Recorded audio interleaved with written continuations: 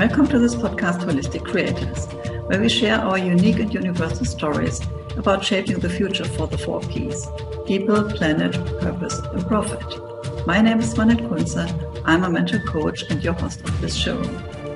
My intention for this show is to inspire you on your path to a holistic future. So welcome. Hello and welcome to my podcast, Holistic Creators. My name is Swanette and I'm your host. Today my guest is Barroll Brown. She is a founder and creator and director of Willa Phoenix. So welcome to my show. Thank you so much for having me, Swanette. Lovely to be here. Yes, it's very interesting how we came together because I was on a research about ethical luxury products, and it was not so easy to find, but I came into a producer who creates ethical leather and vegan leather out of pineapples, and so I found them and I found you. So welcome to my show, and let me understand and let our audience understand, what is your story behind, why are you creating these amazing shoes and bags out of pineapple leather? Well, so I think it was during COVID. I mean, some time ago, I went vegetarian, and that kind of put me down this trajectory of, you spend so much time thinking about what you're eating, what you're consuming, and all the reasons why you are, considering those things. But it kind of grew from there because I thought, well, I'm worried about what I'm eating, but what about what I'm wearing? What about the cosmetics I'm putting on my face? I've always been a huge avid animal lover. And so it just kind of grew from there because I started trying to find all these other ways I could become sort of a, as they say, a more conscious consumer. COVID then hit. I was kind of coming to this realization that I was going to be an empty nester. I had, two children one was, had gone off to university during COVID, but then obviously had to come back. We were living in the UK at that time. He was at university in the United States, and then my daughter was going too. And so I suddenly found myself with a potential void, having been I don't say but my primary focus in life was being a full-time mother. There's nothing just about that. And so in the process of doing all of that and looking for more ethical, sustainable, designers, one of the things I couldn't find was shoes that I really liked. I mean, clearly the vegan shoes have been out forever. In no way reinventing the wheel. I was just couldn't find something. I thought, ooh, I think that's pretty fabulous. I have no background in fashion whatsoever. So I thought, this will be interesting. It'll give me a little project to do. I've got, time. I don't know how to draw. I mean, stick people are like, about as good as it gets for me. So just with a little bit of research and started some time and some research, started trying to source factories that did have expertise in bioleather. I reached out to one in Italy, and it must have sounded a little bit ambitious to them when I said, well, I have no background in fashion. I don't know how to draw, but I'm thinking I want to design some shoes. And they were incredibly supportive and said, it's actually not as hard as you might think, because you don't have to have these sort of beautiful masterpiece drawings to give our artisans. You just have to give them enough technical information that they can take your idea and they can create it. So I knew the shoe design that I wanted, something that was very, very me, something that, I love and would wear. And I was literally with my tape measure, measuring the heel and the stud on the shoe and the platform. And I was giving them all this information. Bear in mind, because it was also during COVID, the postal service wasn't working. So the samples, I knew what I wanted. I knew I wanted sort of a faux crocodile, a faux ostrich. But literally the samples that I had were PDFs because they weren't sending them. And so having worked with them, and then decided to make the samples, it was really a leap of faith because I was not sure what I was going to get. I couldn't go visit the factory. Everything was done via Zoom and emails. And then once I got the samples, I spent weeks clomping around on them, because we couldn't go anywhere. I couldn't wear them out, but I just, I was wearing them all day, every day in my house with my Lululemons, and because I needed to know, are they comfortable? Are they durable? Just little details of things. How many holes do I want in the strap? Is it going to be 3? Is it going to be 5? Is the strap going to pop off if because it's not very well made? And so at that point, I thought, wow, these are actually kind of fabulous shoes, if I don't say so myself. But obviously, you can't start a line of shoes with 2 pairs. So then I added another 2. You really can't do a line with 4 pairs of shoes. So then that gave me the idea to add the matching clutches. And the idea was just that I would have a small capsule collection of things that if I could only sort of have 4 pairs of shoes in my closet, what would I have that would cover everything? So a nude, obviously, a black, those are sort of just staples, a good glittery, fun party shoe, and then with my love of animals and travels, an animal print was just the natural thing for me.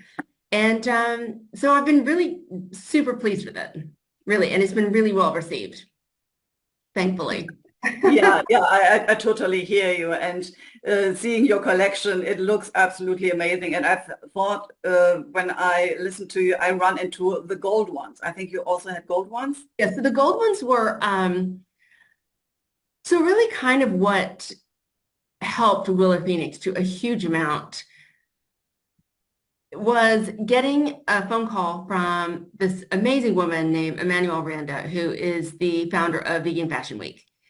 And, there's kind of this weird thing because you spend all this time, you get your samples, you get your product, you launch into production, it's a real learning curve if you haven't done any of this. You make your website, and then there's this really weird sort of twilight moment where you push the button and your website goes live, and you're like, okay, I'm here now. What happens? You're just kind of waiting, and you don't really know who is, everybody's out there to look at it and to see it, but you don't know who's looking at it. And then out of the blue, I get a phone call or an email from Emmanuelle, and she says, hey, can we talk? I'd really like to invite you to Vegan Fashion Week.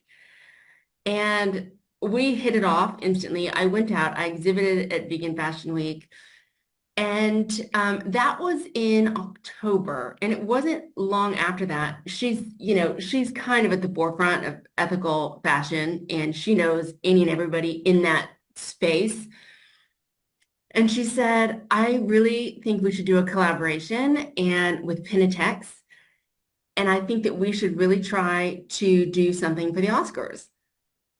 And I'm thinking, did she really just say that? I just started a nanosecond ago, and so again, between my factory in Italy, Emmanuelle, and Penitex, we produced samples of this shoe. It's about to go into production soon. Right now, it's very limited, and before I knew it, it was all over the red carpets for the Oscars. It was, at the red carpet green dress. Dinner on a stylist. It was on the Oscars red carpet. It was at the Vanity Fair party. It was amazing. That was 1 week. Every single morning, I loved opening my phone and my Instagram to see what surprises I was getting because it was amazing. I could have never, ever done that on my own. I could have never imagined it either. So that's been amazing. And it's also, even in the few years that I launched Willa Phoenix, the amount of different vegan leathers has just exponentially. You've got, the mushroom leather, you've got pineapple leather, you've got apple leather, you've got coffee leather, you've got wine leather. It's amazing. The possibilities are endless of what you can do with it. And it's good. And I think that's what a lot of people don't understand. It's really, really good and durable.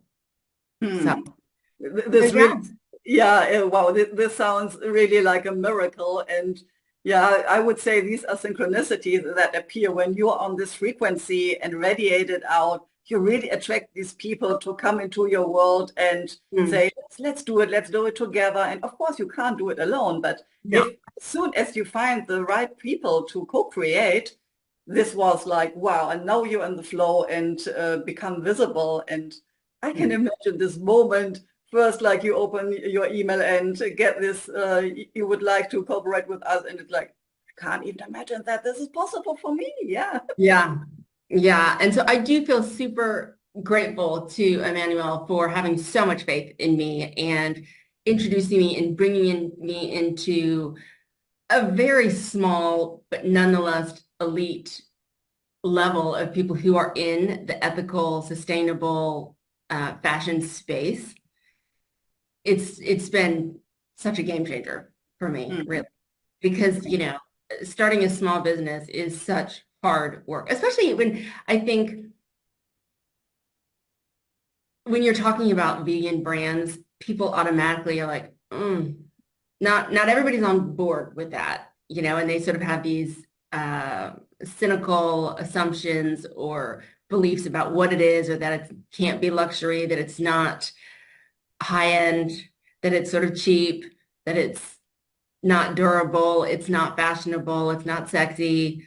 And so that's a uphill battle every day. Hmm.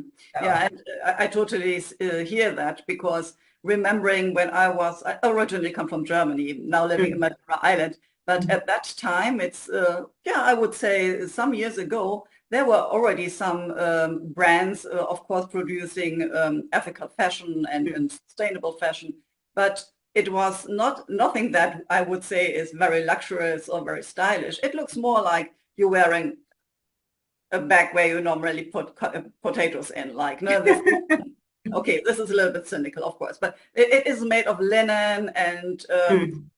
like very floating, and it's nothing that you would really wear or imagine to be stylish or luxury in this sense. So Mm. No, yeah, absolutely. I think it's come a long way, yeah. and I think it's still has a long way to go, but it's definitely moving in the right direction. Mm. Absolutely. Yeah, also seeing what another trend was that I would call is greenwashing. Mm, Because yeah, there are some elements in products that now get the label, okay, they are very sustainable or locally made, and but if you look through the whole process, they are not. So I'm mm, really focusing at the moment to have people on my show like you who really start with main products in the shoes, in the bags, or whatever else you will create later on, that are really made in a sustainable and natural and ethical way.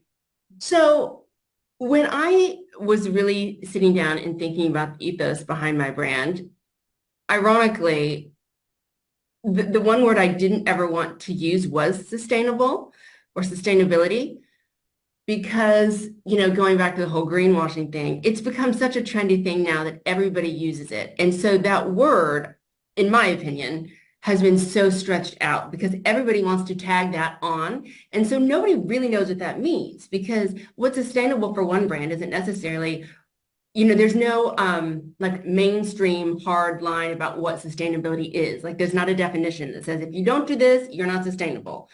So everybody's using it because everybody wants to put it on their brand because it's kind of the way the world is moving.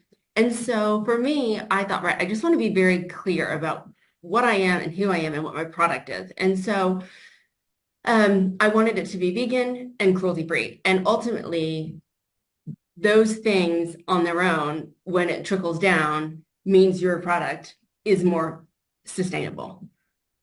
And I think that's just really important. I wanted it to be vegan and cruelty free. And then the fact that it could be sustainable is great too, but that was never my main focus because I always knew that that would come out in the wash at the end by not using animal products and not being cruelty free. So yeah, I think I kind of relate it to, I don't know if you remember this, but years ago when everything was all about organic free range chicken, everybody's like freaking out about the chicken that they eat, and it had to be free range, it had to be organic and no antibiotics. And I just suspect that if you took sort of a poll on the street of 10 people and said, do you actually know what those things mean?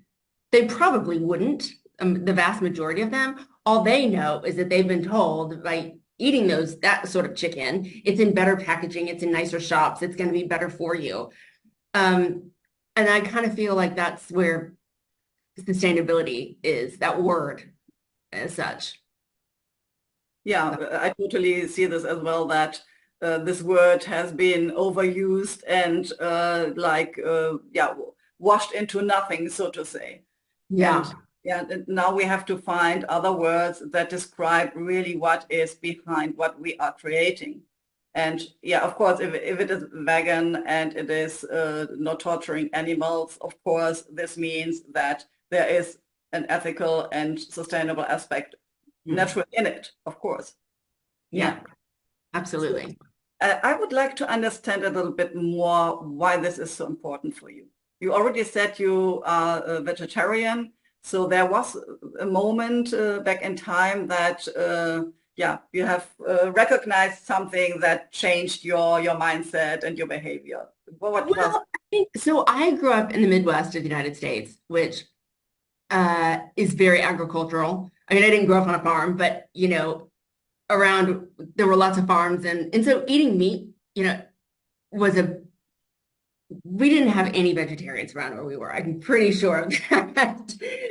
Had I told my family back then as a child I didn't want to eat meat, I don't know what would have happened. They would have been like, "What are you talking about?" Because that just wasn't our way of thinking. But I've always been a huge animal lover, and I think that growing up, I probably did think about not wanting to eat animals, but I don't think at that point in my life, I didn't have the word for it. I didn't know what it was because it just wasn't a concept where I grew up. And I think as I got older, I thought about it, but then you become a mother and you've got kids and you just cooking for kids and feeding a household. And it's like the whole thing about not eating meat was going to be a big challenge because, even going back 20 years ago, we didn't have the same sort of substitutes. I mean, people, were not really thinking about almond milk in their coffees 20 years ago or impossible meat or, the thought of being vegetarian, they're like, what are you going to eat? Grass. You only eat grass. Yeah, that's all you eat. So then I just went through this phase of sort of binge watching, Forks Over Knives and Cowspiracy and What the Health and all these things. And to my surprise, I went cold turkey overnight. No pun intended. I did. I just thought, right, I'm not going to eat meat anymore. And then there's sort of this kind of weird challenge because you think in a nanosecond, you're like, oh, I'm vegetarian now. I've got this new sort of title bestowed upon me, and I can't go back on it because I think probably more than anything, my pride stopped me because I thought, oh, people will think I'm foolish. Like I was going on this, you shouldn't be eating meat bandwagon. And then all of a sudden, if they see me eating a steak, that would not look very cool. So, but actually, one of the things that people say to me all the time is, don't you miss having steak on your plate? And I think, no, I could no more go back to that. I really, really couldn't. But sorry, back to your question. Why is it important to me? It's important to me for a lot of reasons. First of all, the concept of eating animals, now I can't go there. I think everybody, whether they choose to bury their head in the sand, cannot deny the climate aspect of it. I also think as women, and men too, but I think primarily for women, the whole antibiotics thing and what they're putting in meat. I don't know, so don't quote me on this, but I don't know what the statistics is, but it's something like 40 days from start to finish when an egg is hatched to when a chicken is in the grocery store. And you think, I don't know about that. I think like mosquitoes or moths have longer lifespans than that or something, like, and there's like a whole piece of meat on the grocery store counter. So there's also just for me, like a dirty, filthy element of that industry. And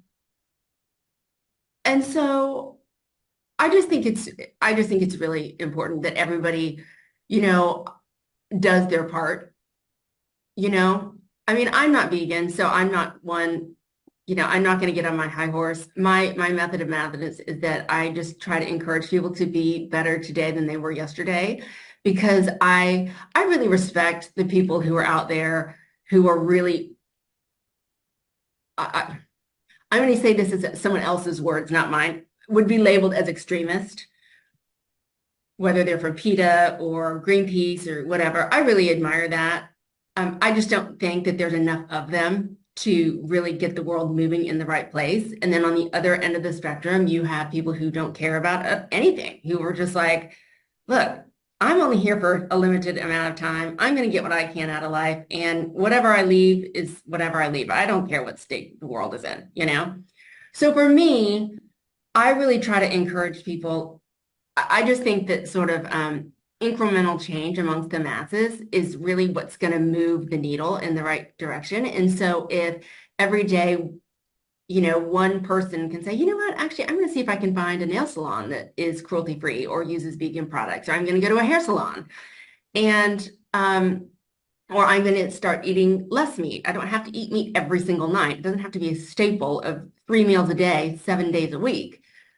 So I just think that trying to nudge people a little bit, is a lot more manageable for people, because I think when you think about from the time you wake up every morning, the amount of decisions that you have to make.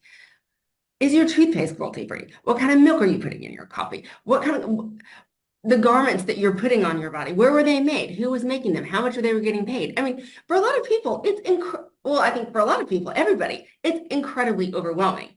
And so if you try to force people and bully them into being a certain way, I feel that a lot of people would throw their hands up and be like, I can't do this. I don't want to do this. It's so stressful.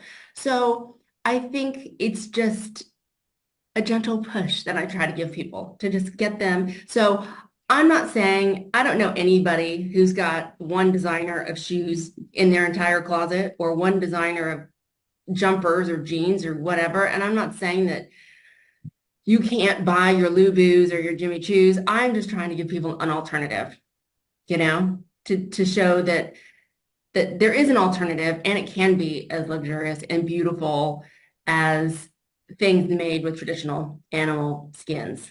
So I guess that's why it's important to me, because I think everybody needs to be aware, really, not so sleepy about where the world that we're leaving our children and our grandchildren, where that's going to be.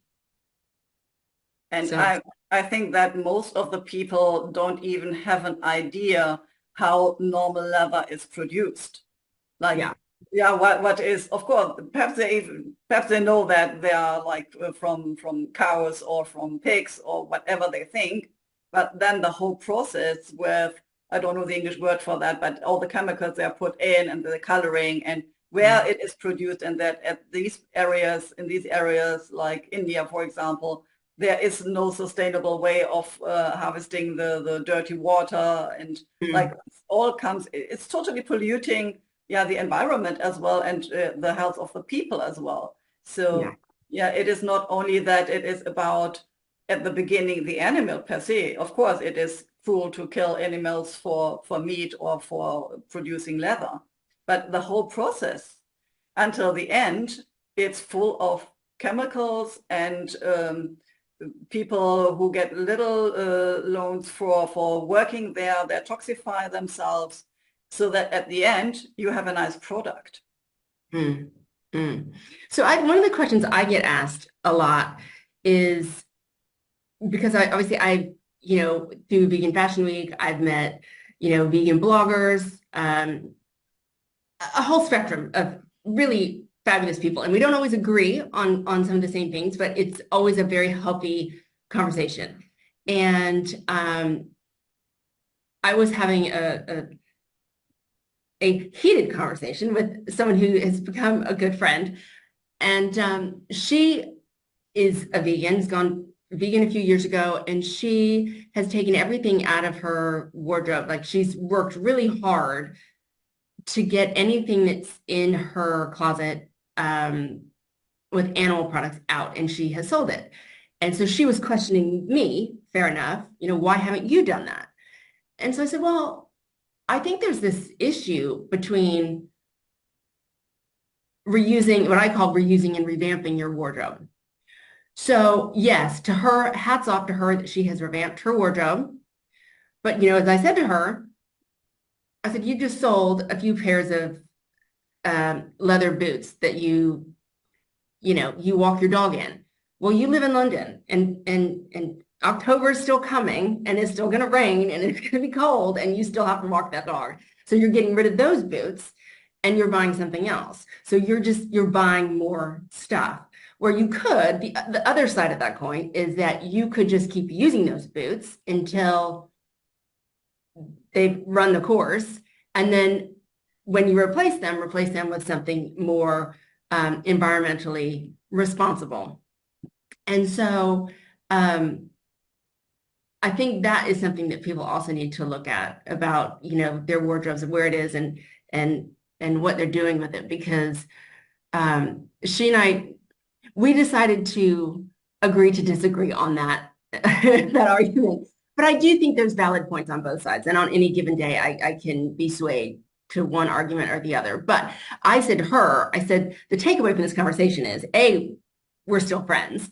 And B, that, probably 5 years ago, maybe even less than that, we would not have been having this conversation. And the fact that more and more people are having it is progress in the right direction. So let's just leave it at that, Yeah, but this is what you said. No? From one day to another, you decided I'm a vegetarian. So this was a hard cut. And for her, it was, for example, like I will not wear any leather anymore. Yeah. A hard cut. Yeah. But there's also the possibility to say I will reduce what I use that is whatever, not ethical, not sustainable, for not having better words. And then I become better every day, and with every say everything I buy every day, so that after a while my closet looks different, my wardrobe looks different than it does now, because of course some things are not ready to go to the garbage one day or another. So then you have space to bring in something that is more organic, for example. Yeah. So I always refer back to a quote by Brendan Burchard. He's a motivational speaker, because I came across this quote and it really just I thought, oh, that's me. And it says, first it's an intention, then it's a behavior, then it's a practice, then it's second nature, then it's simply who you are. And so all of these things, like, yeah, first I gave up meat. And then it was about trying to slowly revamp my wardrobe. And then it's slowly about, subtle changes. And so now that's who I am. And it's very easy for me to maintain. It's very manageable. It is second nature to me. I don't have to think about it. And it's also quite a creative process in a strange way, because trying to find new designers, new restaurants, I don't know, name it, anything that you need or use in your everyday life that sort of adheres to your standards of what you would find acceptable, that you would want to use, that's cruelty-free, that's vegan, that's sustainable, however you choose to label that, is actually really interesting and has opened me up to some really fabulous, I've met a ton of fabulous people, and I've encountered and found a lot of really unique, small, women-owned, all these little categories for various things in my life, which I think it's unique. It's nice. I think it's certainly it as a woman of my age, I don't want to walk down the street and see be wearing the same stuff that every other person's wearing, you know? I don't feel the need to have a designer. Every single thing that I wear has a label on it.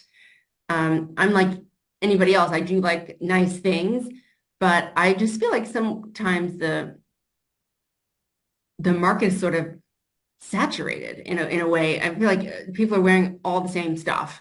And so by really making an effort to go out and find individual unique pieces that are not mass produced it's like finding a little treasure, you know? It's really nice. I find it quite satisfying. Yeah. Uh, and this is a totally different statement about your identity than other people do have. Like if you need a sign, a brand on your clothes to show, okay, I made it, or no, I'm now into this luxury world, then it is not coming truly out of you. Yeah. And I do think that one of the uphill challenges of being, you know, people are always going to have some sort of cynical view about a vegan, again, all the same words we're using, small brand. The uphill battle is trying to get them to actually change their perception about what luxury is, and that someone else, the market, a TikToker, an influencer, doesn't get to determine what you decide as an individual is luxury. And so I always go back to the idea of foie gras, which even when I did eat meat, I would have never touched it. I just thought it was just inhumane and cruel and vile in the extreme. But somebody, a zillion years ago, decided that taking an animal and force feeding it to the point of organ failure and then pan frying it in a bunch of butter and serving in a restaurant for $1 zillion was the height of, you know, luxury in cuisine. And people still think that. People think, you know, oh, I'm treating myself. I'm going to a really nice Michelin star restaurant. I know what I'm going to have, the foie gras, because that's what you do when you, like, who told you that? I mean, it's really interesting. And so trying to convince people that that's not cool, it's difficult. It's this, you know, trying to convince someone that wearing, you know, stilettos made out of pineapple leather, a lot of people turn their nose, you know, look down their nose at that. And so it's just converting that mindset, really. Yeah, I'm sure you had some challenges or some people telling things about your way of living and creating. What was it? Well, I think and I'm sure many people and I don't think this is necessarily just restricted to being vegetarian or vegan. You could be gluten-free, you could be, you know, I don't know, all these different, a peanut allergy or something. People are always going to have an opinion about it. They're going to go, oh, And so, but I'm confident enough in myself when I don't go lecturing people about their eating habits. And, you know, perhaps I might go out to dinner with business colleagues. I'm just using this as an example, business colleagues or something of my husband's who, you know, we have not met before. And then I, you know, sort of say, oh, I'm vegetarian. And then I find more often than not, other people get triggered by it. It's not me going, oh, you eat meat. And they go, oh, you're vegetarian. Oh, well, just so you know, I only eat meat twice a week. And I'm thinking like, why are you telling me this? Okay, thank you for that. I don't know you. I didn't really need to know that, but okay, thanks. They sort of feel this need to justify their behavior often, or that they say, oh, well, if you're vegetarian, I won't eat meat tonight. Like, you don't have to appease me. I'm 50 years of age. I've been able to feed myself up to this point. I'm doing great. I can sort myself out. But thank you for that. You know? So yeah, I think that there's always going to be people have opinions and they can have them, you know. I'm not gonna, you know, I'm pretty confident in my lifestyle and who I am and what I'm doing and feeling really good about it that I'm not gonna suddenly feel peer pressure out at dinner or something to eat a steak. Um, yeah, I just I don't worry about what other people think. I really don't. So. And, and what about your shoes and bags that you created? What were the reactions like? Of course, some people love them and reach out to you, but I'm sure that there are other people also like criticizing or questioning what you have done. Well, okay, so there's a couple things there. First of all, when I was in the process of doing this, I was very quiet about it. And they're like, oh, you're working on a project. What is it? And I'd say, oh, I'm doing vegan shoes. And they're like, oh, oh, okay. And I was like, no condescension there then. Um, and I just thought, but I've always been a real girly girl, so anybody who knows me knows they were not going to be clunky, sort of I don't even say masculine is the right word, but they were always going to be very sexy, glamorous shoes. I don't think anyone was ever in any doubt that I was going to do anything other than that. I think then when they came out, people were incredibly pleasantly surprised. I also think that there's a lot of people who just don't wear heels. And like, oh, are you going to do something else? And I said, well, yeah, I will do eventually, but I think a lot of people don't realize the time, the process, and the financial resources it takes to make just the prototypes, let alone go into full production with your packaging and everything. So I think for the most part, since we've really launched and we've been in the market, knock on wood, I've had nothing but really, really positive, supportive comments and people come my way. I think people are anxious for me to get on and do other things. And I mean, I am too, to a certain extent, but also if I suddenly had a staff of 100 and all the money in the world, and I could be pumping out shoes left, right, and center, it really goes against the ethos of what I'm trying to do anyway. So it's all very well that people are like, oh, you need to have this and you need to have this. And people always have a comment. And I know 99% of it comes from really good space. They're being encouraging. At times, like anyone who started a new business and is sort of a one-man band, it's very overwhelming to have all these people telling you all this. But I do think that it's been very, very positive so far. I mean, not everybody's going to like my stuff. That's fine. Not everybody wants to wear a 5-inch stiletto.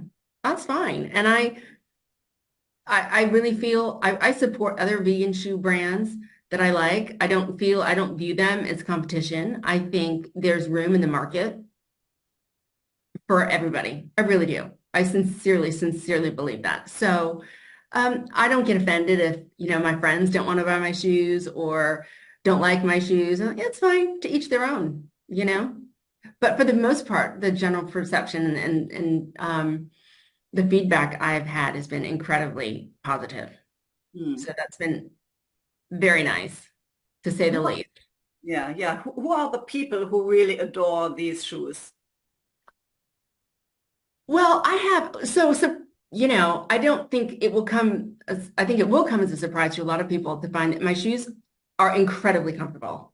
They really are.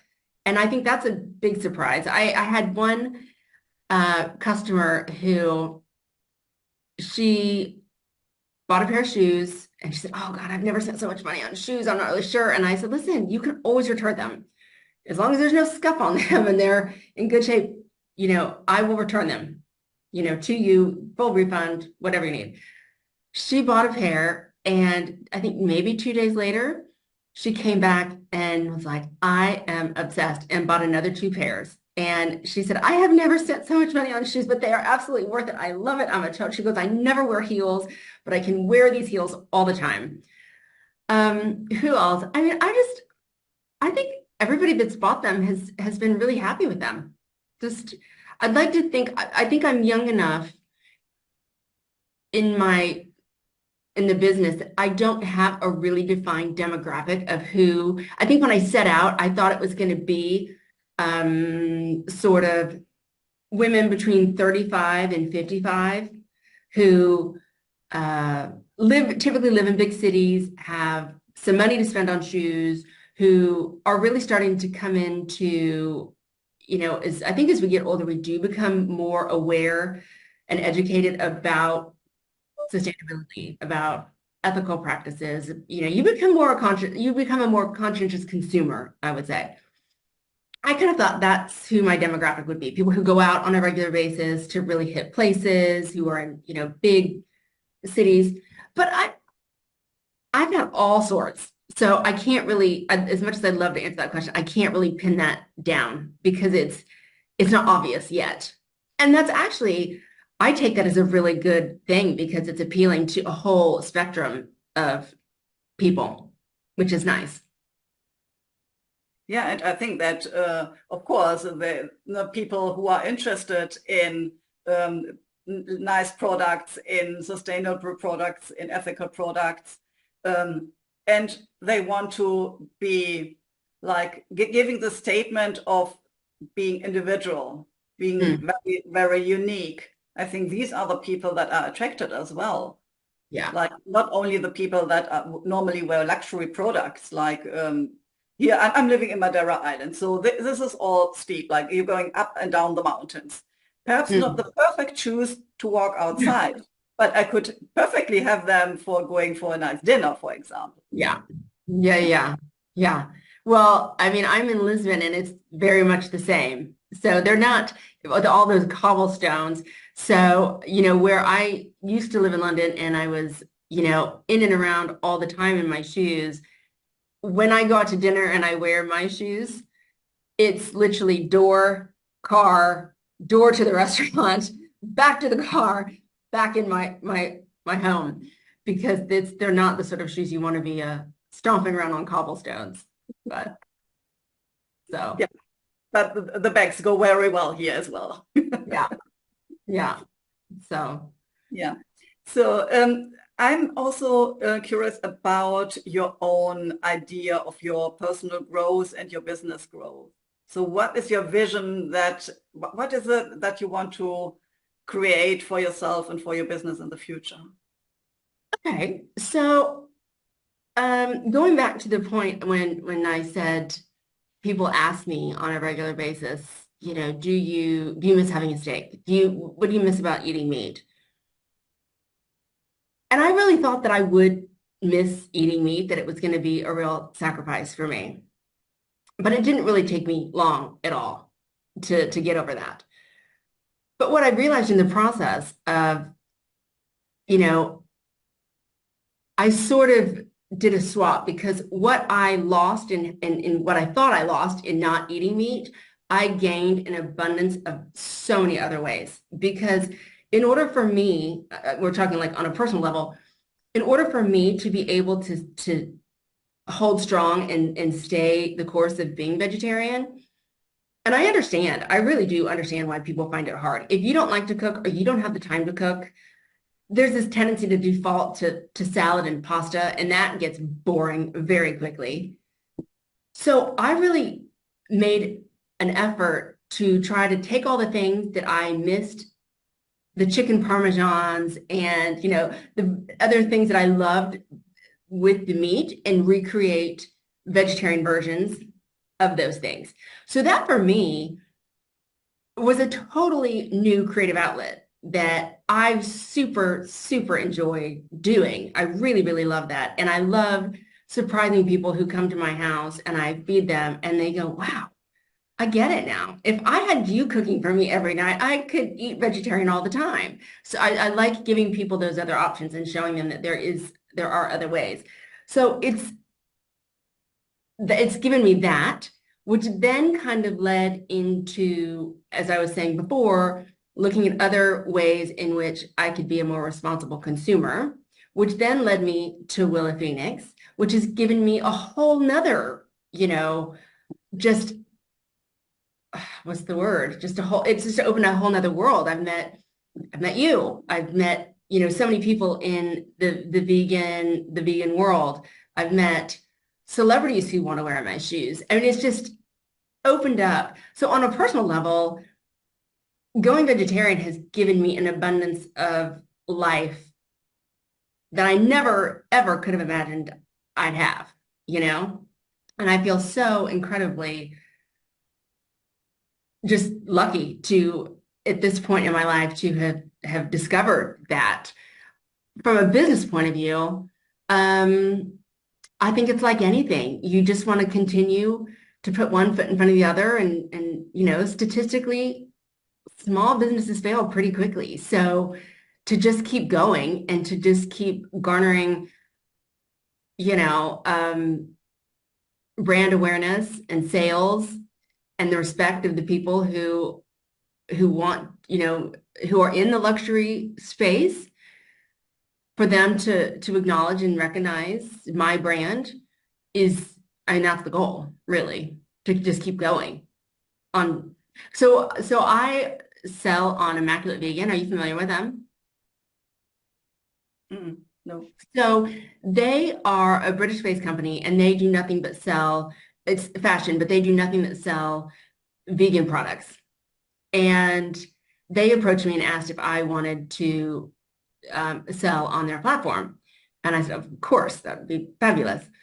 And the guy who is the founder interviewed me, and he said, so what's the dream? Where do you see this going? And at that point, before I was full on into Willa Phoenix, I'm a horse rider, and I had a horse at the time. She sadly passed away a few years ago, and Willa Phoenix has now become my new horse, because it takes as much time, energy, and money and resource to run your small business as it does a horse. So people are like, are you going to get another horse? I'm like, oh, I have one. I have one right now. So at that point, I said to him, I would love to do a whole equestrian line. I would love to have saddles and bridles and boots, just do a whole equestrian line with vegan leather.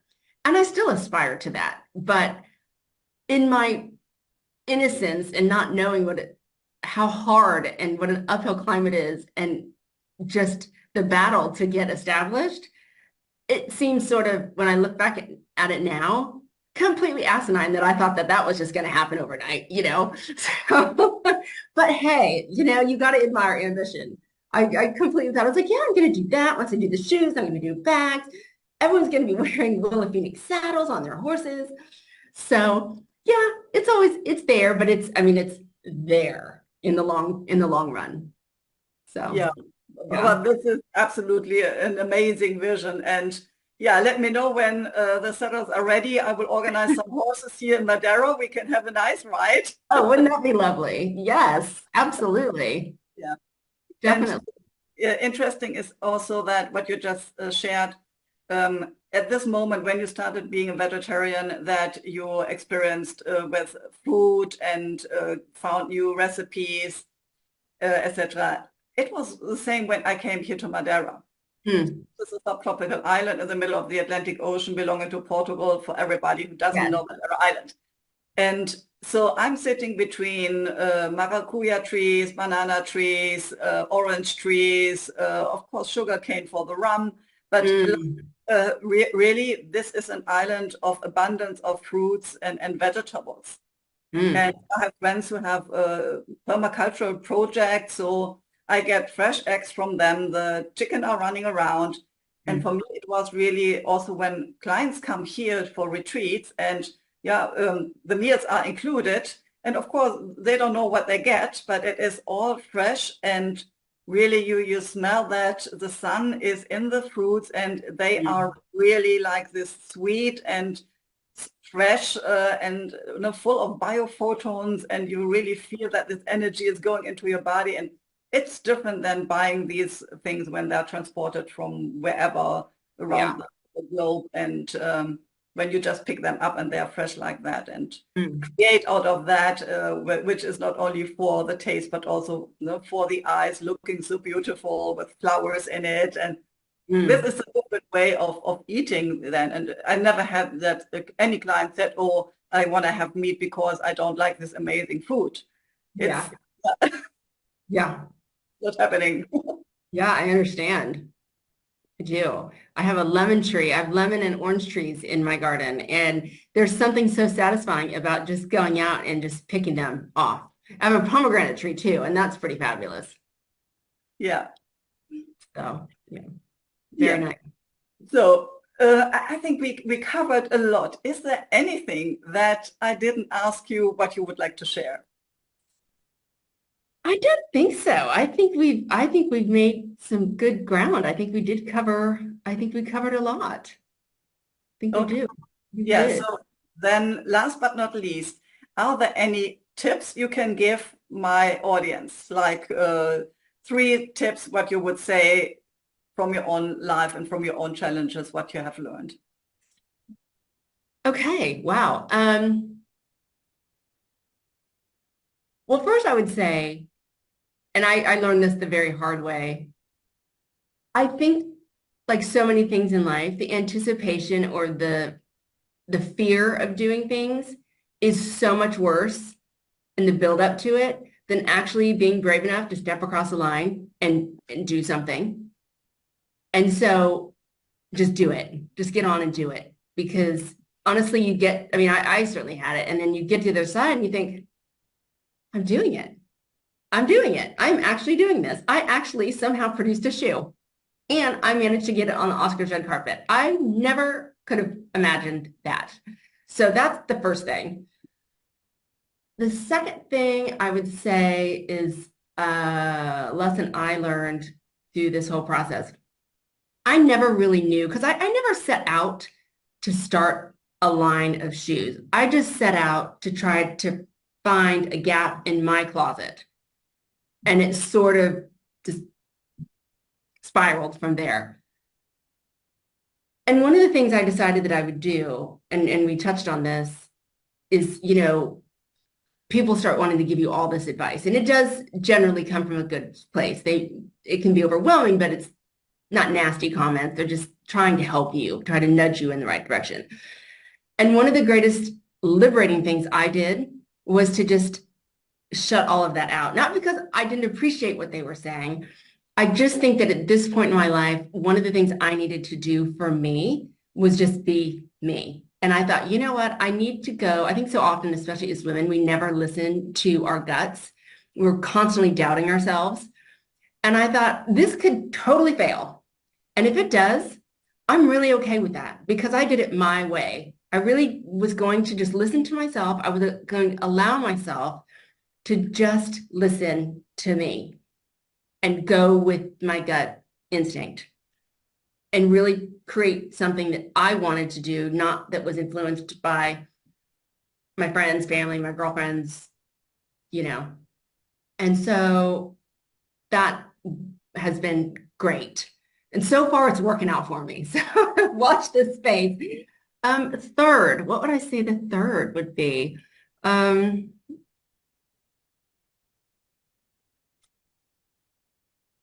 Gosh, I don't know. You kind of put me on the spot there.